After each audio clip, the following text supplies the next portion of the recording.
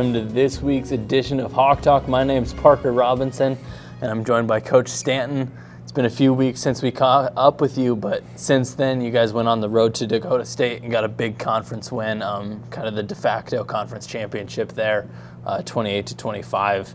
How good is it to go on the road and get a quality win like that? Yeah, it was a big win for us. It's been a while since we won down there. It's a tough place to go play, and our guys did a good job coming out, being ready to go. And then they scored on the first play of the game, and they had a big play right away. But I thought after that, once we got through the storm of the second quarter, where they ran 21 plays and we only ran 3 in that quarter, and still were down 14-7 at half, then I thought we were in pretty good shape, and we came out and did a great job in the second half, and got a good drive to tie it up, and got the ball back and scored again, and were able to hold them off. So obviously it was a big win to go down there and beat them. They're a good team, a really explosive offensive team, and to win another conference championship.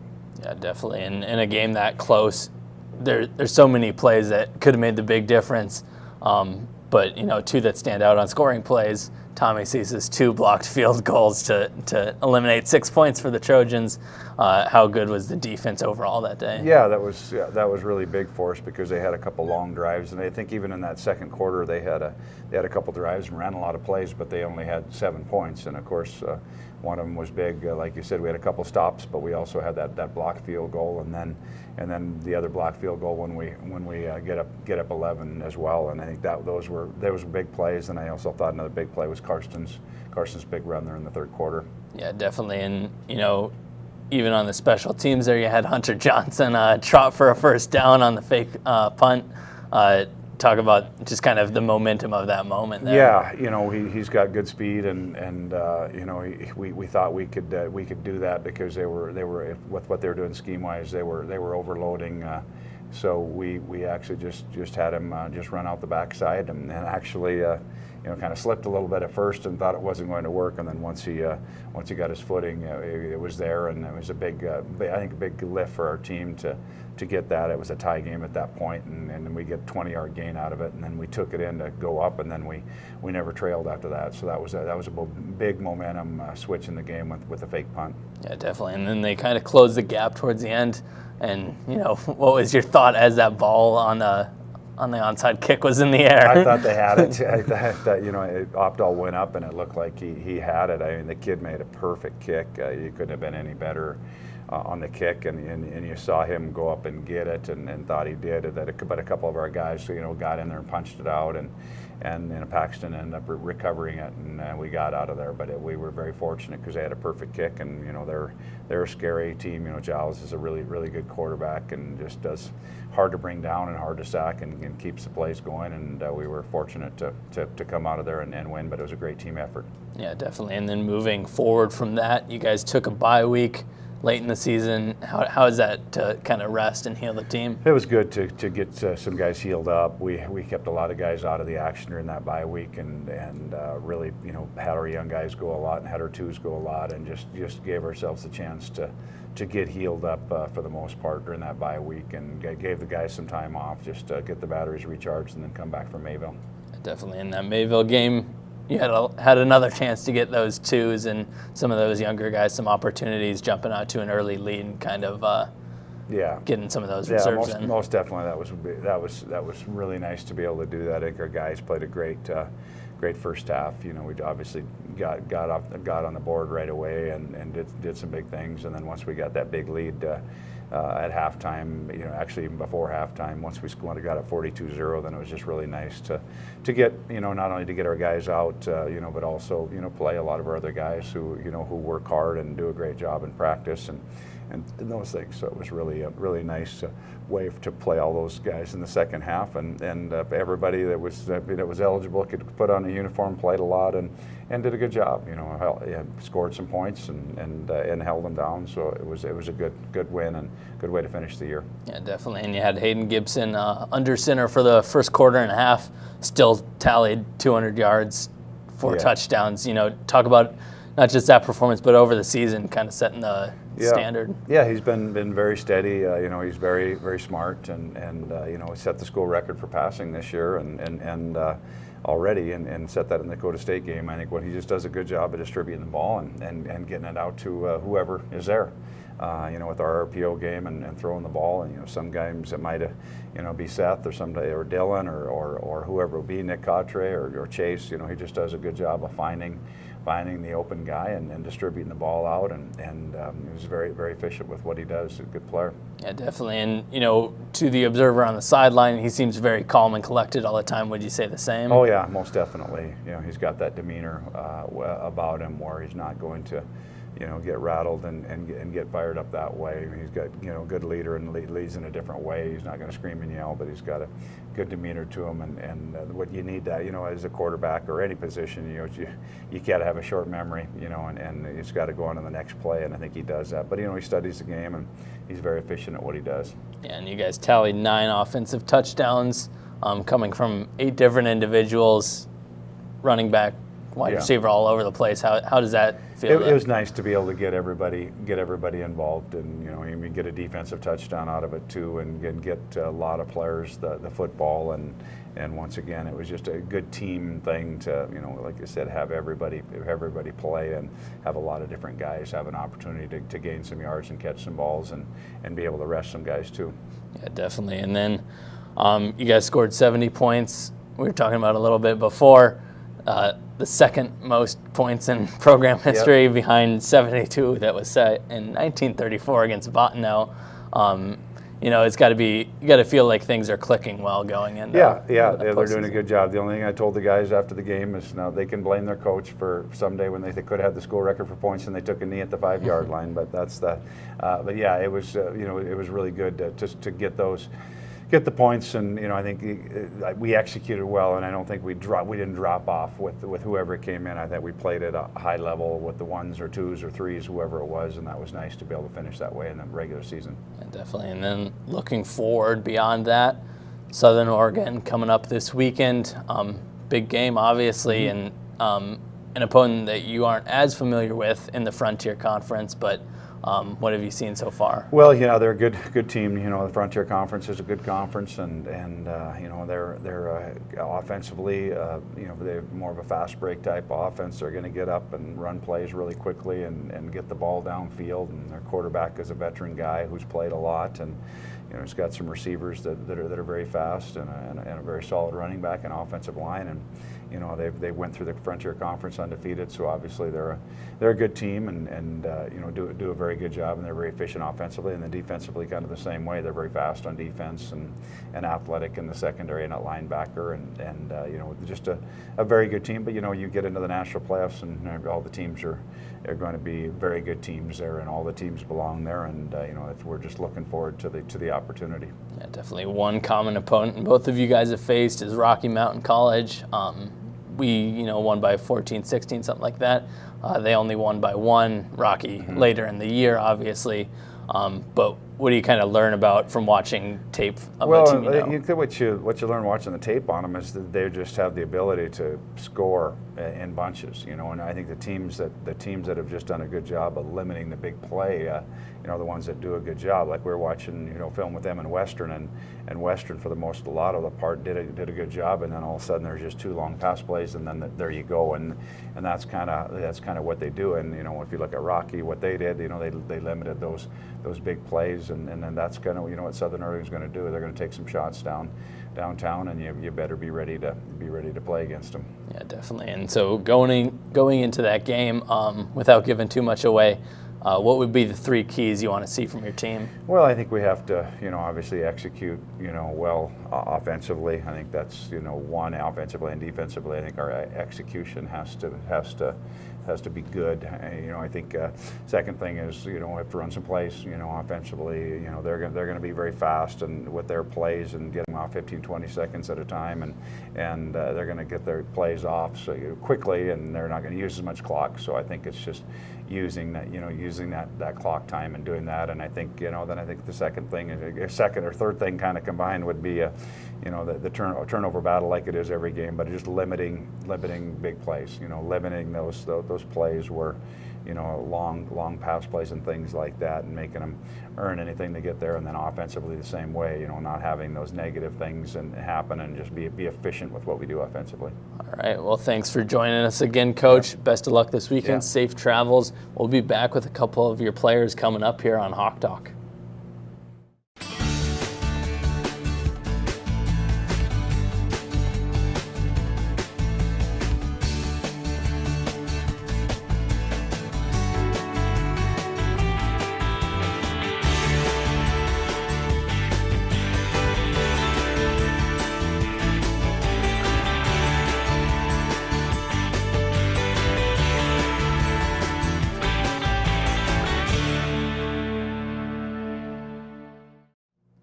Welcome back to Hawk Talk for our Blue Feather Focus Part 1.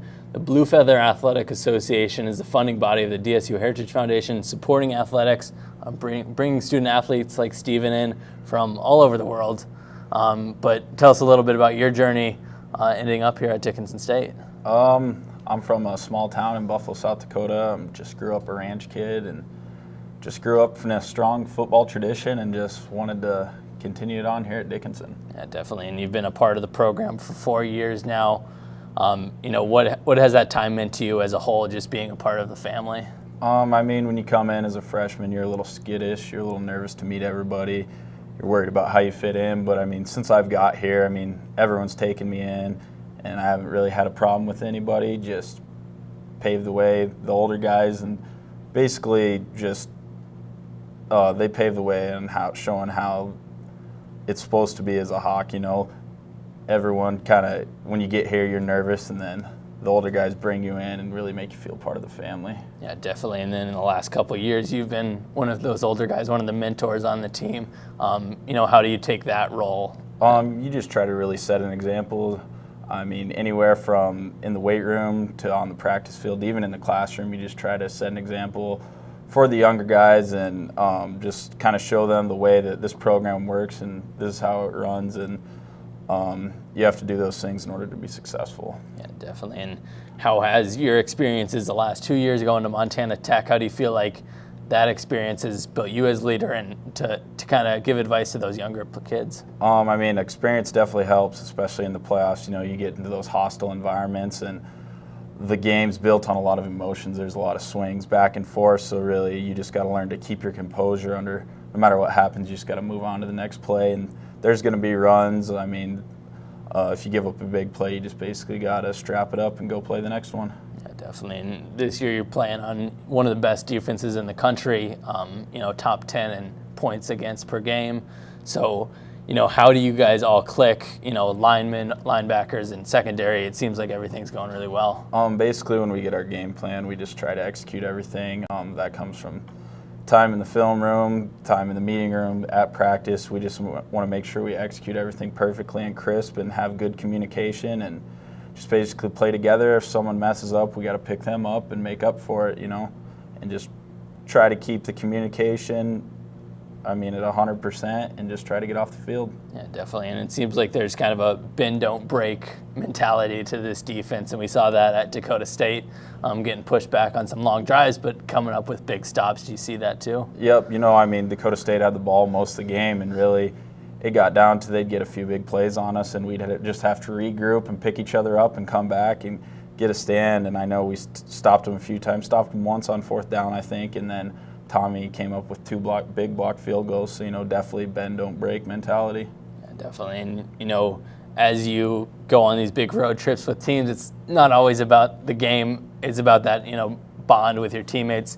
Got any safe for TV stories that you can share about those times? I don't know. Mostly we just try to give each other a hard time. We try to have fun on the road trips, but also we try to keep each other locked in and focused and just make each other realize that we're on the road to do one thing, and that's to go win a football game. Yeah, definitely. And you guys will be on the road again this weekend, Southern Oregon. First couple of days of watching film now, what have you seen and what are you looking forward to? They're a solid team. They won their conference, and Frontier Conference is one of the best in all of NAIA. They got a great quarterback.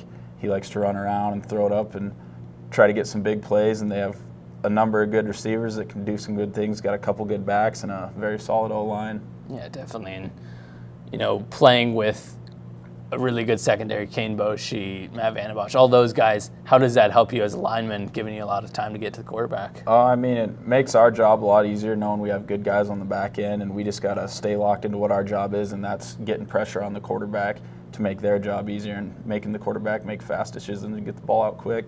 Yeah, definitely. And then on the other end of things, how nice is it to know when you get a stop, when you get a turnover, whatever it may be, you see your offense go out there and you see Carson Mack running for big yards, Gibson throwing big. And Yep.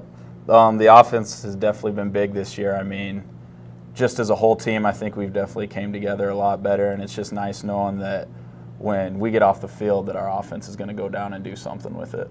Yeah, definitely. And, you played your last game at the BAC last weekend. What was kind of the feeling behind that and saying goodbye? It was definitely strange. I mean, having a lot of parents around, there was emotions. I mean, it's tough, knowing we spent the last 4 years putting all the work in all this time, and now no more home games left, and now we just got to go be road warriors and go see if we can get a W in the playoffs. Yeah, definitely. And as you kind of step away following this game, following wherever it ends on this run, what are you going to take away most from your time as a Blue Hawk?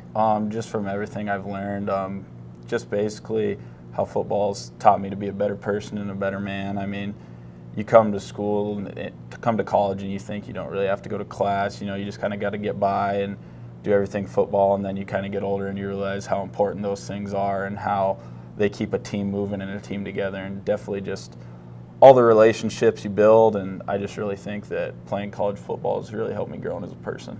Definitely. Well, you've been the ultimate Blue Hawk, I think, in the last couple of years. So thank you very much for joining us. We'll be back with one of your teammates talking a little more about that playoff game coming up.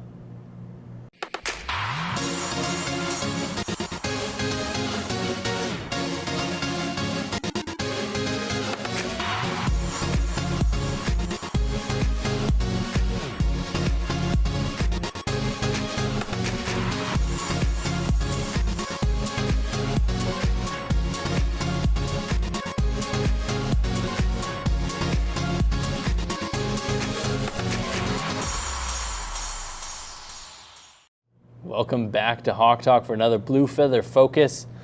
This time we're joined by another defensive man. Go ahead and introduce yourself and tell us how you ended up at Dickinson. I'm Mitch Mayer. I'm actually from Dickinson. I'm a hometown kid. I've lived here my whole life. I absolutely love it here, and I just wanted to be a Hawk. So. Yeah, definitely. And was it a pretty easy choice for you then, seeing what this program has done?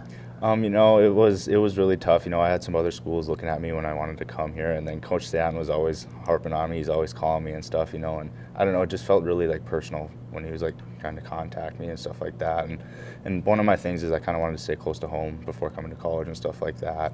And so I just thought DSU fit me the best. So yeah, definitely. And playing Friday nights at the BAC, now Saturdays. How nice is it to play in front of that home crowd? It was actually a little bit different. You're so in high school and stuff, I played under the lights, Friday night lights all the time. And that was pretty awesome. But I'd take Saturdays over Friday nights any day. So I mean, it's pretty cool atmosphere. Yeah, definitely. Saturdays are for the boys, so you got to get out there. But being a part of such a strong defense, Steven talked about it a little bit.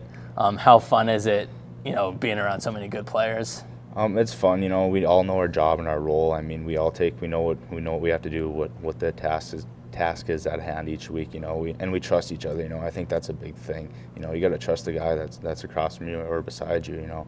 And that's kind of how we be successful. Yeah, definitely. And not necessarily as a senior, but as a junior, starting to take that leadership role that we talked about with Steven. How do you kind of step into that next step? I've kind of been, kind of the last couple of years, I feel like I've been kind of leading more by example and stuff like that, and I've been trying to do that, and I think the coaches have noticed that, and I just want to keep doing that moving forward. Yeah, definitely. And we talked about with Steven again, those road trips. How much does that mean to have that brotherhood? It's a lot of fun, and like Steven said, we have a lot of fun.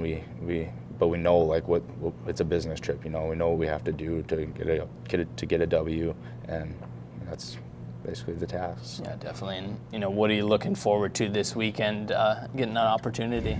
I mean, have fun at least. But obviously get a W. That's the whole goal. and just move forward and just be with the guys, you know, and enjoy the moment, enjoy the opportunity. Like Coach always talks about, I mean, it's one opportunity. I mean, you might never get it back, you know, so do your best and hopefully you come out on top. Yeah, definitely. And, you know, throughout this whole year, this has seemed like a very special group to the program, and just get a feel on how that's going. I mean, every year is different. You know, each team is different. You know, I've been here for 4 years already, and every team is a little bit different, and that's what's really cool to see. You know, this team this year. I mean, I don't know. It just seems like we get closer and closer each year.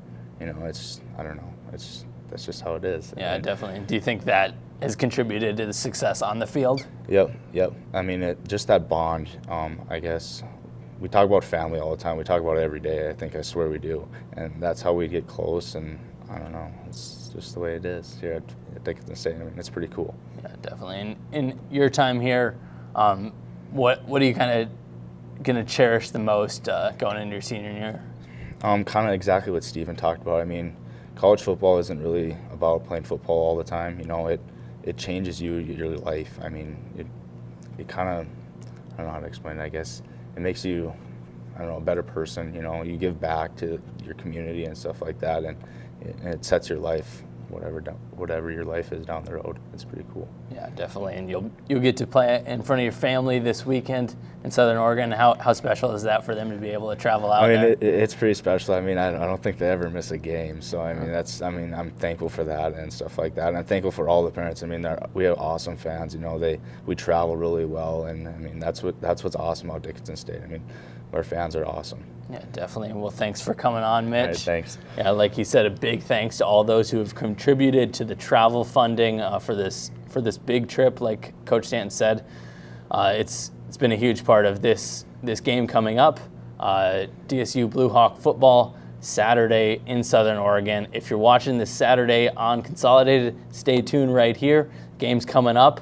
Other than that, make sure you check out dsubluehawks.com for the latest on the national championship cross-country teams that are on their way in Vancouver, Washington, and for all the basketball news coming up. Until next week, Hawks are up.